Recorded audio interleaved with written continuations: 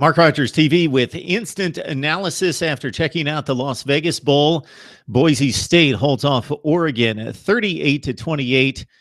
For the Oregon Ducks this offseason, much of this season over the past couple years now, about transition and adapting to that transition and trying to spin things into a bright future. For Boise State, it's about winning championships. They are the Mountain West champions and now the Las Vegas Bowl champions, finishing up at 11-3. So this game was dominated by Boise State early. They were just clicking. First three drives of the game, Boise State had it rolling. Touchdown drive right out of the gate, 13 plays, 67 yards. They should have gone up 14-0 out of the gate, but Brett Rippon, once they had driven it 64 yards on 7 plays, made a bad decision in the corner of the end zone. He was rolling left. He was full butt by the DB and threw an interception to Aaron Springs, who made an exceptional one-handed pick in the end zone. So it was 7-0. So Oregon thought that they averted disaster in going down by 2 scores in the first few minutes of the game. But on just the second play, offensively for Oregon on the second series, Leighton Vander Esch, the Mountain West Conference Defensive Player of the Year, made an exceptional strip sack on quarterback Justin Herbert.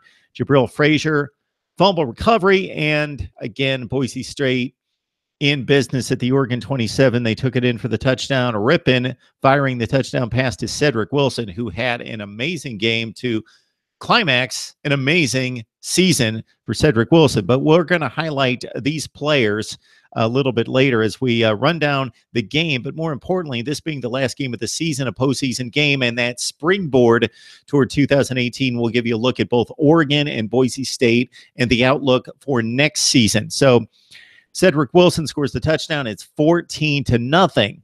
Then you got Kakala Kaneko. He had a strip sack on Herbert after Vander Esch, the previous series, the strip sack, and he forces the fumble, and Boise State recovers again. This time, though, the missed field goal, and so it was still 14-0 in the second quarter. Then Boise State had a pick six, and they led it 24-0 after a made field goal on the previous drive. So at this point, Boise State had not been stopped. They drove it down the field for a touchdown. They drove it right down the field, but Rippon with the interception. So these plays proved important to a certain extent in keeping Oregon in the game, although Boise State had its way. Then they get the forced turnover on the strip sack. They take it in for the touchdown by Wilson. It's 14-0. They get another strip sack. Fumble recovery does Boise State, but they miss the field goal. Then they drive it back down the field offensively, kick the field goal. Then they get a pick six to make it 24-0. So at this point, Boise State was doing everything right, except not cashing in a few times. Okay, this is how Oregon got back in the game. Just silly mistakes by Boise State. They drove it inside the 15-yard line. They could have made it at this point 31-0, but they tried a Statue of Liberty play. Where does that come to mind? Boise State Statue of Liberty. Anyway, this one was a behind-the-back handoff by Rippon, and he blindly put it in the running back's hands, but unfortunately it was about chin strap high for the running back. Fumble. Troy Dye, one of Oregon's finest defensive players, took it all the way 57 yards for the touchdown, and it was 24-7. Boise State takes it right back down the field. They're inside the 5-yard line to score again. Like they could have had a 50-point first half. But this time, senior Tyree Robinson on the rub play fools Rippon as he was fooled by Aaron Springs in the other end zone in the first quarter and plays off his receiver, picks it off, and goes 100 yards for the touchdown. And so after the first half, and this is with 7 seconds left in the first half, Boise State could have scored 50 points in the first half. Instead, it was 24-14 at this point. And the halftime stats, Boise State, 17 first downs to 4 for Oregon, 294 total yards to 77, 7 total turnovers in the game. Oregon's turnovers turned into points for Boise State and vice versa, and also Boise State's turnovers averted points that they would have scored. But the most astounding stat might have been that Oregon did not run one play in the entire first half in Boise State territory. The Broncos dominated. Okay, they come out in the second half, and it was a little bit more defense this time around. Alec Dannins, the Boise State tight end, caught a swing pass on a 3rd and short play at around the 25-yard line, just completely trucked Aaron Springs, runs it in for the touchdown, and it's 31-14. Looked like Boise State was holding off the Ducks at this point, but Oregon put together its only meaningful drive of the game. Brendan Schooler scored the touchdown. Their only offensive score, Oregon, only offensive score. This is how well the Broncos played on defense throughout the day. And this was with 10 minutes left in the game. And so suddenly it's 31-21. So we've got a game, 10 minutes to play. But Boise State went back to its defensive prowess for the rest of the game. They shut down Oregon in back-to-back series. They turned it over to the offense. And Boise State was conservative to a degree, smartly running the clock, but also throwing when they needed to. And one of the big plays was a 3rd and 9 with a 10-point lead with 7 minutes left. And Brett Rippon converted on a 3rd and 9 to C.T. Thomas, a seldom used wide receiver who will fit into Boise State's plans more prominently in 2018. Rippon's day, 26 of 36 for 362, 2 touchdowns and 2 picks. So that was with the game 31-21. Boise State ripped off a ton of first downs, scored a touchdown. Oregon scored a late touchdown that meant absolutely nothing. 38-28. Boise State dominated the box score, 28-14 in first downs and 481 total yards to just 285 for Oregon. All right, spring ahead to 2018. Mario Cristobal coached the game for Oregon, which was an odd selection. You usually don't see that. You usually see an interim coach of sorts. Well, he was the co-offensive coordinator this year, so he takes over. And another interesting note in this game that I found amusing that I should have talked about at the beginning of the analysis here was that Royce Freeman, who opted to not play in this game, protecting his NFL status, his NFL draft status. And I understand that decision. I don't like it as a college football guy, but I understand the thought process and the decision. Guys get hurt playing football, so you want to protect your career. But when your team's down 14-0, to gather up your team, to be the guy sitting out, despite your status on the team, and Royce Freeman is the 2nd leading rusher in the history of the Pac-12, if I got that correct from the broadcast. Despite what he's done for this program, he's been a great player. He played in a national championship game in 2014 as a freshman and was prominent on that team. But come on. You're talking to guys that are actually suiting up when you're healthy and could be playing. Okay, let's get to the 2018 Broncos and Ducks. First for Oregon, they finish up at 7-6 with a bowl loss. They get back to bowl play. Willie Taggart is off to Tallahassee. And so Oregon, this program has been in flux for the last year and a half. Mark Helfrich took over for Chip Kelly, of course, and took his players to a national championship game, but could not continue the elite status. And the program has imploded to a certain extent, and it finished with a 4-8 and Helfrich out the door. Willie Taggart takes over, has a nice 7-5 season this year, but he's gone to Florida State. This is what Mario Cristobal has coming back to him in 2018.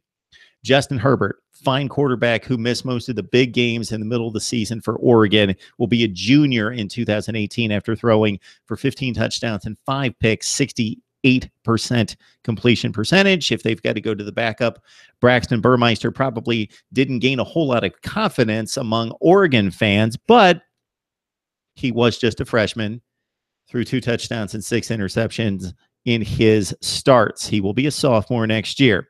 Okay, at running back, Royce Freeman gone, most prolific back in the history of the program. Connie Benoit gone. He was a productive back. At wide receiver, Charles Nelson, after catching 32 passes this year, 124 in his career, and like Royce Freeman, with ties to the national championship team, the team that went to the national championship game in 2014, he is gone. So the guys in the skill positions that are back for Oregon will be Tony Brooks-James, who will be a senior. He ran for just under 500 yards and 3 total touchdowns, a non-factor in the bowl game, though. And Dylan Mitchell will be a junior in 2018, 41 catches, 4 touchdowns for the Ducks this season. Defensively, we mentioned Troy Dye, just a sophomore, had the first touchdown for Oregon on the fumble recovery for 57 yards. Coming into this bowl game, Dye had 103 total tackles and 14 tackles for loss. He's back. Also back, defensive backs, Thomas Graham, the sophomore to be in 2018, 54 tackles and 3 picks. Justin Hollins will be a senior this year. He had 54 tackles, 10 tackles for loss, and these defensive stats not including the game today. Defensive lineman Hugo Amadi will be back as a senior. No, I'm sorry. Amadi, defensive back, 4 picks, if I can read my writing. And Jalen Jelks, senior along the defensive line, again, meaning a senior in 2018, him coming back with 15 tackles for loss and 7.5 sacks. So they've got playmakers coming back to Oregon, and really their biggest or most significant loss defensively is Jimmy Swain at linebacker, their second leading tackler. For Oregon in 2018, I was sorely disappointed when I looked at their schedule. This is who they're playing non-conference: Bowling Green, Portland State, and San Jose State. Atrocious. It's abysmal. That's an embarrassment. Oregon is playing those 3 teams: a MAC team, an FCS team, and a Mountain West team. That should not be allowed in college football. The scheduling, as I've said many times, needs to be taken out of the hands of the individual institutions and placed in the hands of a reasonable committee. I'm up for the job. I've got a formula that would balance, even out the scheduling. All right, off my platform and on to Boise State for 2018. Brett Rippon, as a junior, threw 16 touchdowns, 6 picks. Didn't have prolific of a season as he did in 2015, but he comes back for a senior season and really lit it up today with 362 yards passing. Running back Alexander Madison will be a junior next year after running for 1,000+ yards this year. A.J. Richardson had a big year, 33 catches, couple touchdowns. He'll be back for his senior campaign. Okay, defensively for Boise State, we saw what they did to the Ducks today. They gave up 1 touchdown when it was meaningful. They gave up the late touchdown that was inconsequential. But when everyone was angry and playing and the scoreboard meant something, they gave up 1 touchdown today, and they've got all 11 starters back, led by the Conference Player of the Year defensively, Leighton Vander Esch, 129 tackles, 5.5 tackles for loss, and 3 sacks. That doesn't include today, and we know that he at least had a strip sack and a forced fumble. Koloa Nawahini, the junior to be in 2018, 96 tackles, 3 picks. He's back. Jabril Frazier, who we talked about, forcing a fumble, recovering a fumble, 6.5 tackles for loss, and 6 sacks. He's back at defensive end.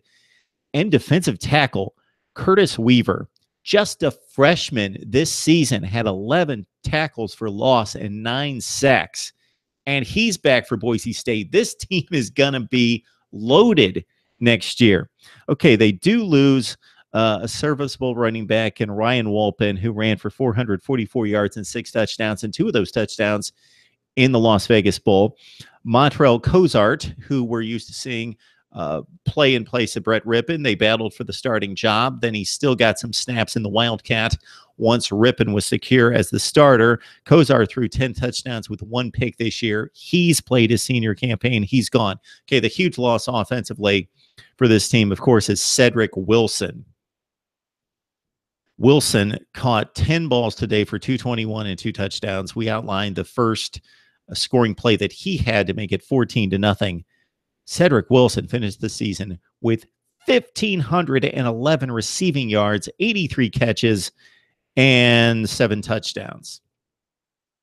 All right, for 2018, Boise State. Unlike Oregon, they play someone. They start with Troy, tricky game, Sunbelt champion, and winner of the New Orleans Bowl against the Mean Green of North Texas today, 50-30. So they've got to play at Troy to start the season. Then they've got a date against UConn and Oklahoma State in Stillwater in week 3. Can't wait for that game in 2018. Boise State, again, can't look past either Troy or UConn. Certainly the Trojans. And then in week 3 against Oklahoma State. My thoughts on Boise State and Oregon is we checked out not the New Mexico Bowl, the Las Vegas Bowl this afternoon. And we will check out as many games as we can possibly get to today. And of course, we've got Marshall going up against Colorado State right now. And a little bit later, it's Arkansas State and Middle Tennessee. So I would like to get your thoughts on anything regarding college football. Leave your questions, your comments, and we love to mix it up with you, and certainly enjoy the conversations that you guys have with each other and the debates that break out as well. Please subscribe to my YouTube channel for the very best in college football coverage. I can't imagine, if you love college football, why you wouldn't check me out and check out the videos and subscribe and take it in. Not because I'm so smart or have the best analysis myself, but with myself and all the contributors I bring in across the board, I touch every conference and every team, and of course hit the big teams mostly. And just in the past few days, reports from Miami, Virginia, Florida, Alabama, Ohio State, Michigan, UCLA, on and on and on and on, Washington State, and others. And a full breakdown of the Big 12 bowl games as well just a few days ago with Taylor Midkiff of the Land Grant Gauntlet. All right, Mark Rogers TV, of course, talking college football, and we will see you next time.